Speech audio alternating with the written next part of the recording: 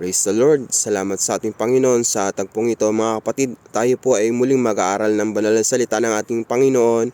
Kinakamusta ko po ang ating mga kapatiran sa Door of Faith Church La Mesa, kay Pastora Christy at kay Ma'am Chen ng Door of Faith Parian, at sa lahat ng mga taong palaging tumututok at sumusubaybay sa gawain para sa ating Panginoon. Mga kapatid, tayo po ay manalangin. Hallelujah. Praise the Lord. Salamat Panginoon sa tagpong ito. Lord Jesus, Father God, Holy Spirit, narito po kami. Pinupuri po namin kahit pinapasalamatan sa mga dakilang bagay na ginagawa niyo sa aming buhay. Lord, lihiman, hayag, sinadya o hindi ang aming mga kasalanang nagawa. Patawarin niyo po kami. Balutan niyo po kami, Panginoong Jesus, ng iyong banal na dugo upang walang magawa ang kaaway sa aming buhay. Lalong higit sa pag-aaral namin ng iyong mga banal na salita. Lord, nawa tumimo ito sa aming puso't isip na hindi lang namin basta mapag-aralan, pagkos Panginoon, maisa pamuhay po namin ito Panginoon. Nawa Lord, maging buhay po kaming patotoo na totoong Kristiyano Panginoon, na totoong sumusunod sa mga salita mo Panginoon. Nawa Lord, ng aming mga puso palagi ay nakatuon lamang sa kalooban mo Panginoon upang hindi po kami madaya ng mundong ito. Maraming salamat po muli Panginoon sa pagkagamit mo sa aking buhay. Itago niyo po ako sa iyong likuran, kayo po ang mapapurihan, aming Ama. Tulungan niyo po ako, wala po akong kaalaman o karunungan ipahayag ang mga banal na salita. Ngunit sabi mo Panginoon, kapag humihingi ng alam ng dunong mula sa iyo, ito ay ipagkakalob mo Panginoon. Kaya't hinihingi ko po ito Panginoon, ang pagsama ng banal na Espiritu.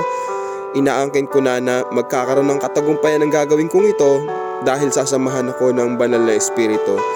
At sa aking mga kapatiran Panginoon na makikinig, nawa Lord, ito ay tumimo sa aming puso't isip na isa pamuhay po namin palagi ang iyong mga banal na salita. Totoo Panginoon na nadaraya kami ng mundong ito, ang kaaway ay busy na sa pag-distract sa amin sa paglilingkod sa iyo, ngunit naandyan ka pa rin Panginoon upang alalayan kami, banal na Espiritu. Kaya ni isang saglit, wag niyo po kaming iiwan ni pababayaan upang hindi po kami mapahamak.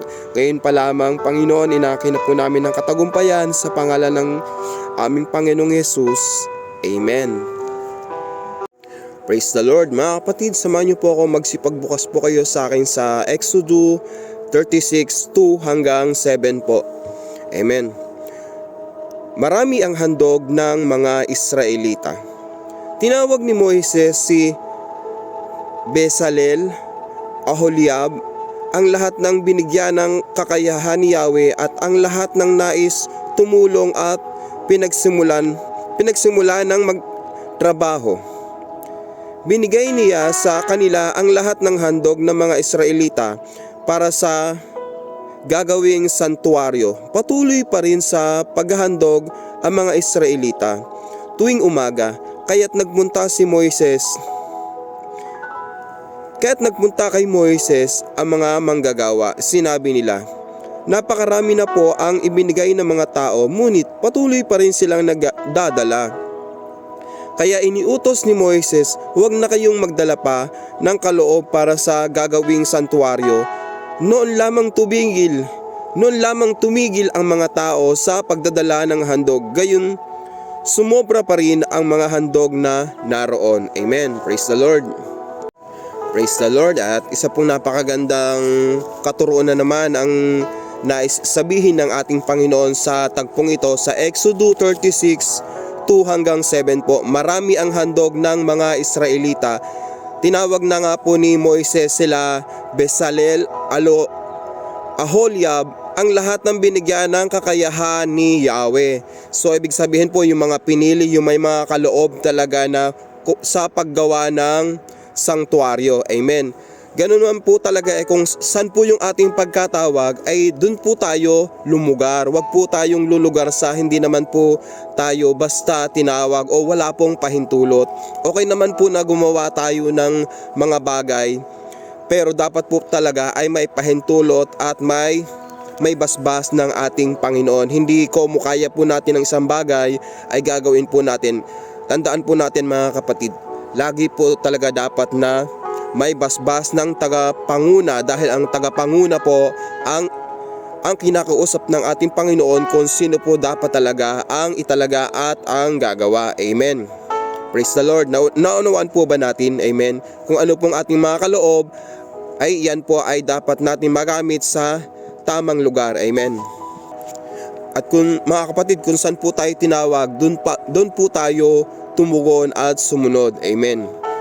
Paano po kung tinawag po tayo sa music at ayaw naman po nating tumugon, malulungkot po ang ating Panginoon. Kaya mga kapatid, kung saan po tayo tinawag ay doon po tayo tumugon. Amen. Para po magkaroon ng kaayusan ang lahat. Hindi po tayo pwedeng pumunta sa music na hindi po tayo marunong sa instrument o hindi po tayo marunong sa pag-awit. Napag-aaralan naman po yan, pero kapag kung saan po tayo itinalaga muna ay doon po talaga dapat tayo. Amen. Upang magkaroon po ng kaayusan palagi ang gawain para sa ating Panginoon, dahil hindi po natin pwedeng ipahiya ang gawain ng ating Panginoon yung pong walang kaayusan. Amen. Gusto po kasi palagi ng ating Panginoon ay nasa kaayusan ang lahat ng gawain para sa Kanya. Pansinin nga po natin sa mga dating mga napag-aralan po natin, yung mga ihahandog ay may sukat, yung mga ihahandog ay may kilo, kung anong klase, kung anong tela, kung anong klaseng ginto, kung anong klaseng bato. At kung yun po ang susundin natin, ay yun po ay kalugod-lugod sa ating Panginoon. Tandaan po natin na palagi natin sundin ang sinasabi ng Diyos sa pamamagitan ng ating mga tagapanguna, dahil ang ating mga tagapanguna po, sila po ang nananalangin para sa gawain ng ating Panginoon. Nananalangin din naman po tayo, ngunit kaya nga po tayo may tagapanguna upang maging maayos at magkaroon ng kaayusan ang lahat. Amen. Praise the Lord. Ulitin po natin na ang sabi po dito, ang lahat ng binigyan ng kakayahan ni Yahweh. Ang lahat ng binigyan ng kakayahan ng Diyos at ang lahat ng nais tumulong at pinagsimulan ng magtrabaho. Pinagsimula na po silang magtrabaho. Yung pong mga ibig sabihin po dito, binigyan ng kakayahan ni Yahweh. Yung po talagang may mga talento at pinahintulutan din po na tumulong yung mga nais tumulong. So ibig sabihin, ang pagtulong po pala ay yung pong nais, hindi po napipilitan. Alam po ba natin ang salitang nais, gusto ko, o yung ibig, o yung gustong gusto talaga. Pag kasi sinabi po kasing nais, yun po ay galing po sa puso. Kapag po may mga kausap tayo na nais kong bigyan siya, nais kong pasalubungan siya, nais kong bigyan siya ng mahalagang bagay, yun po ay ang ibig sabihin po ng nais dito, ng nais ay kusang loob. Amen. Praise the Lord.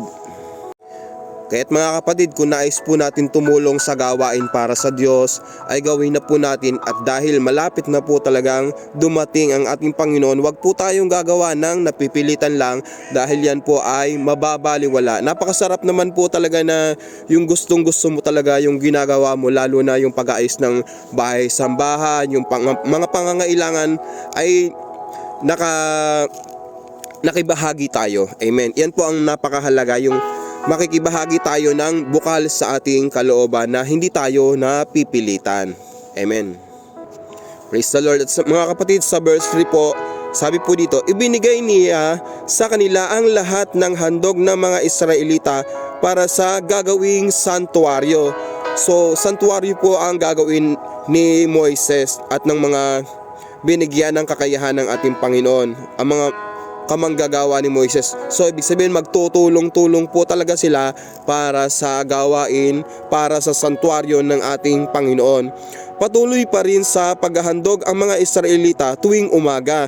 Kaya't nagpunta kay Moises ang mga manggagawa. Sinabi nila, napakarami na po ng ibinigay ng mga tao, ngunit patuloy pa rin silang nagdadala.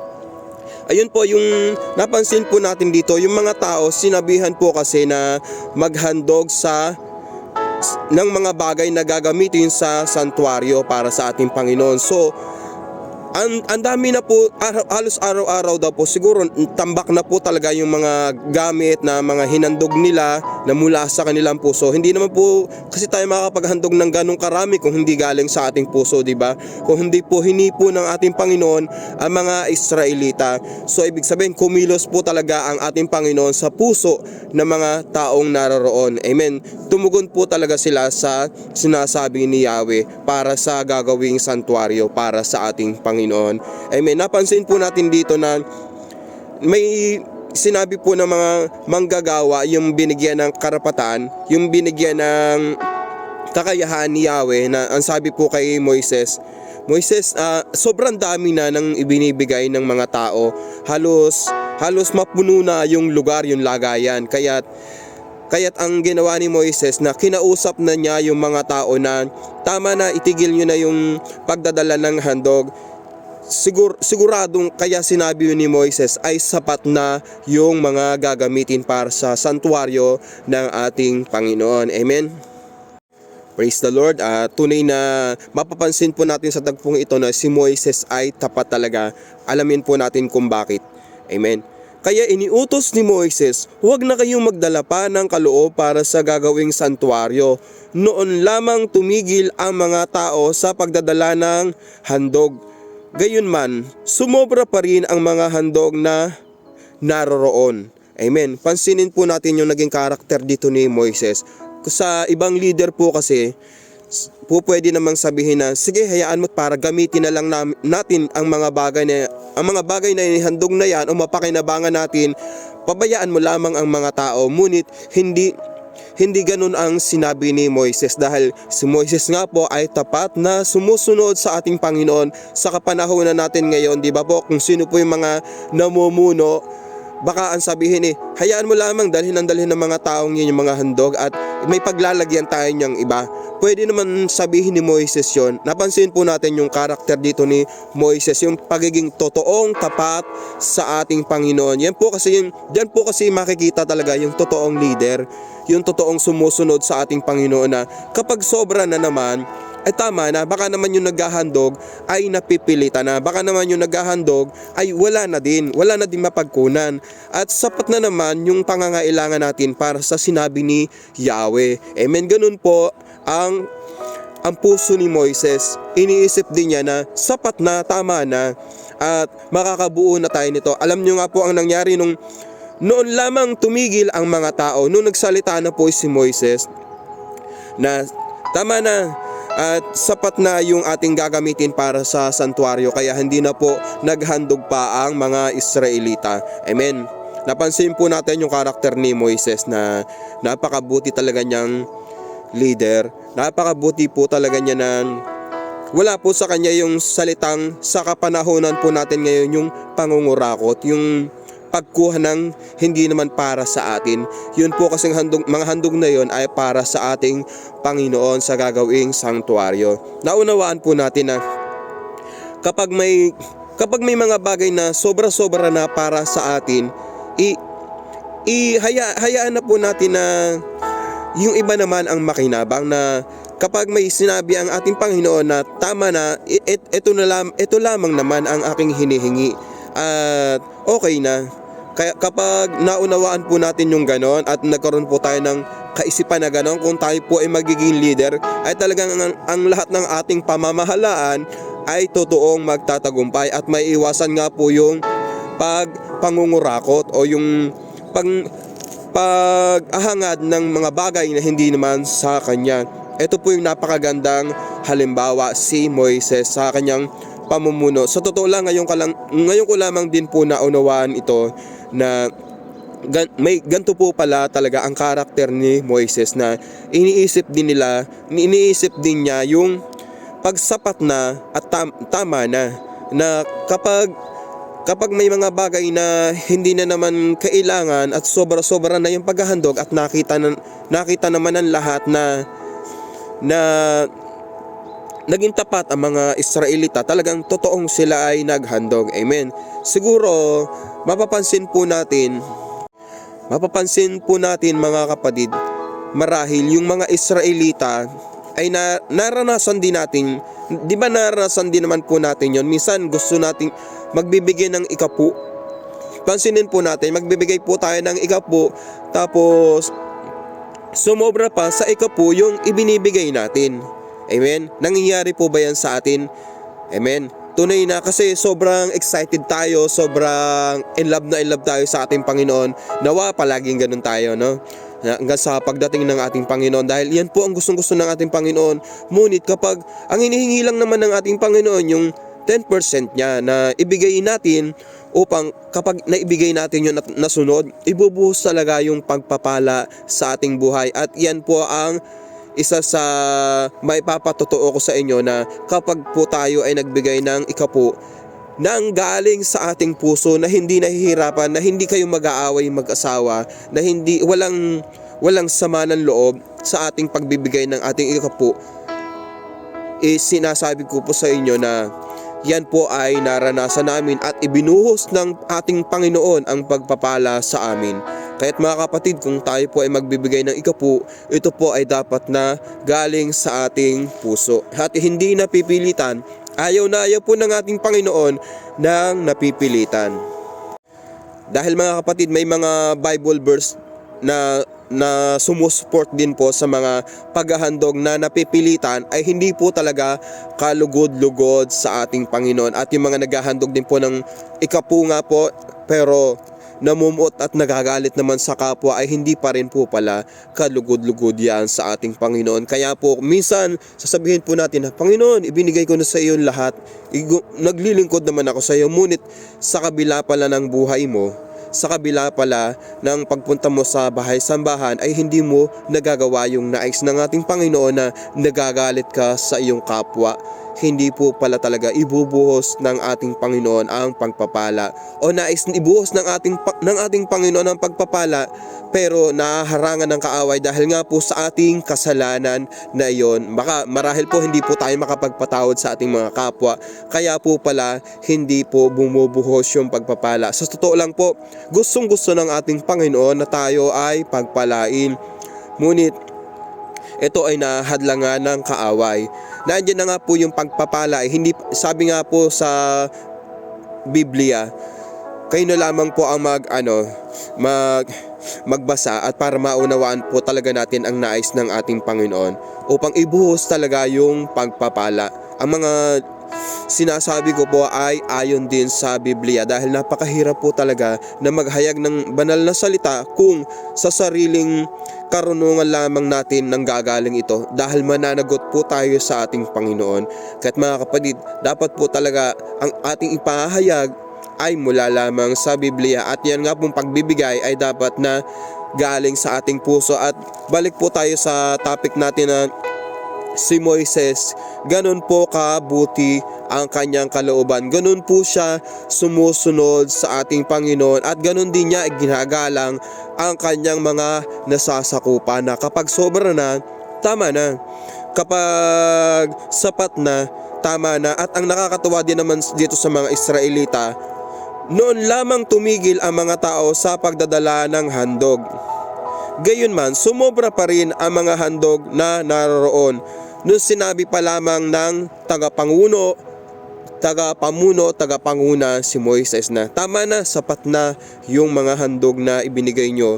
At sabi nga po dito, gayunman sumobra pa rin ang mga handog. So ibig sabihin, sobra-sobra po talaga, na gano'n naman po talaga na kapag tayo magbibigay sa ating Panginoon, akalain na natin, iba kasi yung kaisipan ng Diyos sa kaisipan natin, na akalain natin na baka tayo kulangin, pero sumosobra pa. Amen? Sumosobra pa yung pagpapala dahil sumunod tayo ng ayos sa ating Panginoon Subukan po natin yan. Ang sabi nga po ng ating Panginoon doon sa pagbibigay, subukan nyo ko pag hindi ko ibuhos ang pagpapala sa buhay nating mga Kristiyano. Amen?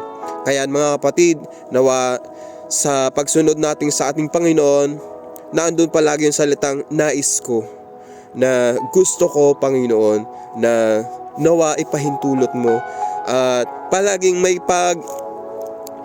pag-ibig ang ating mga salita, palaging may pag-ibig yung pakikipag-usap natin sa ating kapwa, at diyan malulugod ang ating Panginoon. Amen. Doon po kasi tayo makikita na totoong Kristiyano. Mga kapatid, na kahit sa mga kapatira o mga unbeliever na hindi pa nila masyadong kilala ang ating Panginoon, subukan po natin na iparanas din sa kanila yung nararanasan natin, at maging sila ay madadala natin sa bahay-sambahan na simpleng magkwento nga lang po tayo ng ating mga patotoo.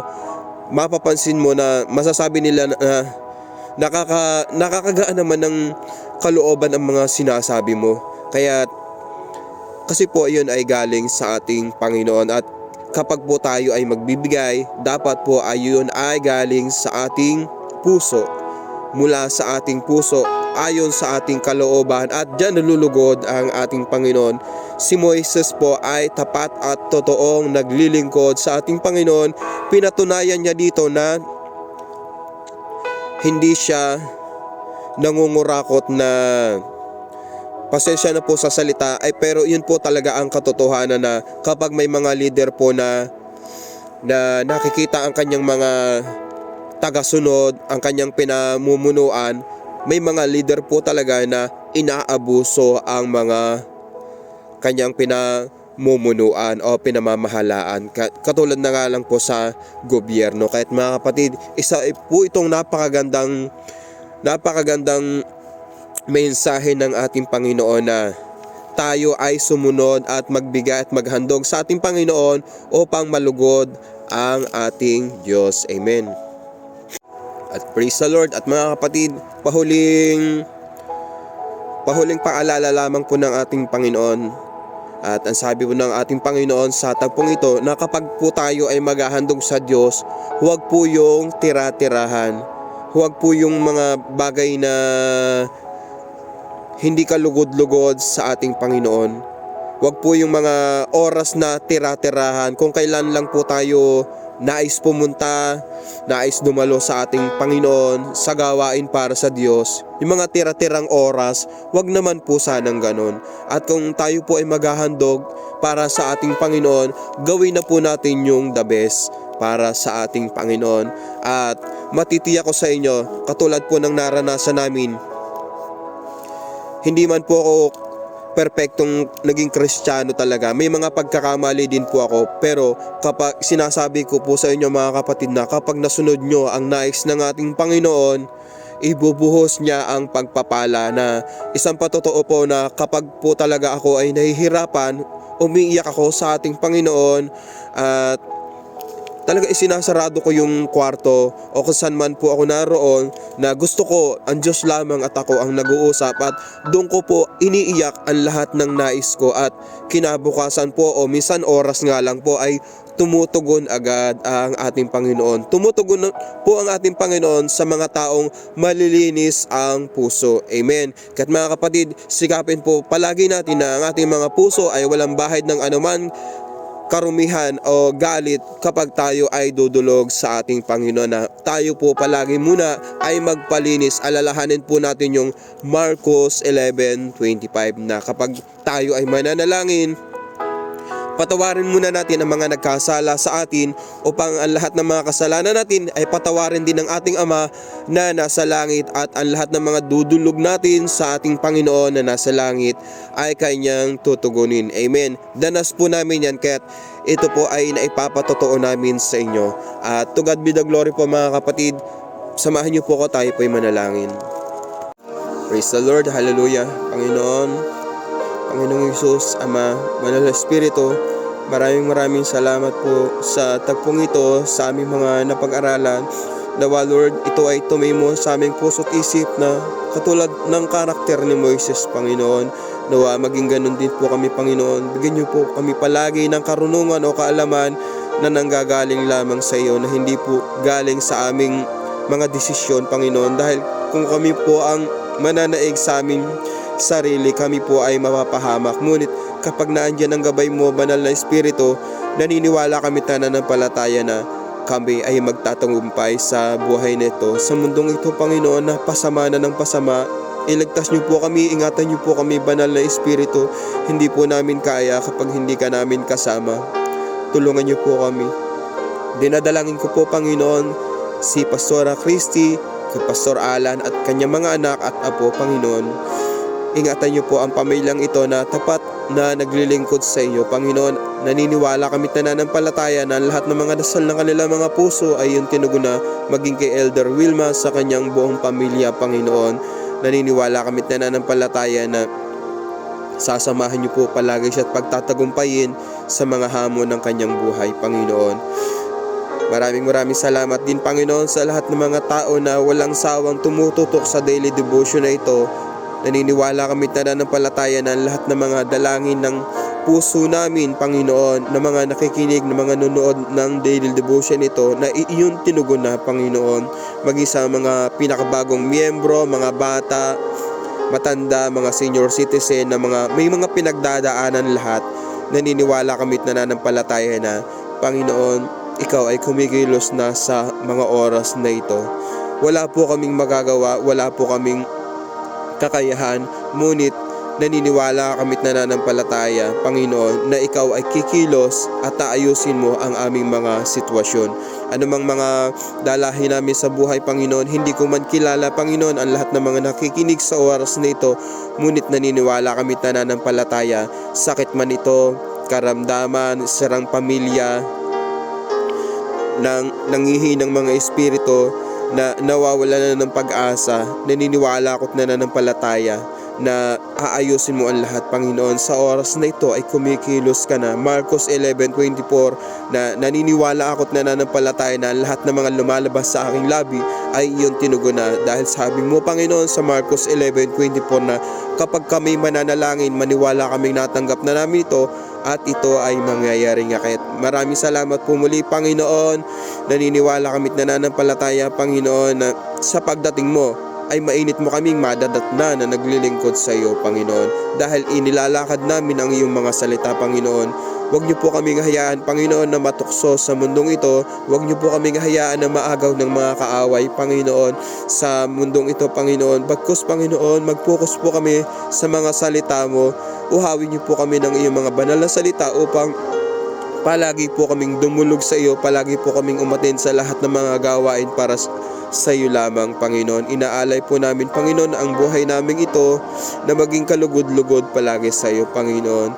Maraming salamat po muli, Panginoon. Ito po ang aming samot dalangin, aming pasasalamat at pagsamba sa pangalan ng iyong anak na si Jesus at sa palaging pagsama ng banal na Espiritu.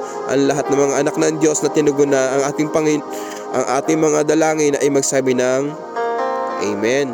God bless us all, mga kapatid. Huwag po tayong mawawala palagi sa daily devotion. Sa Diyos po ang papuri.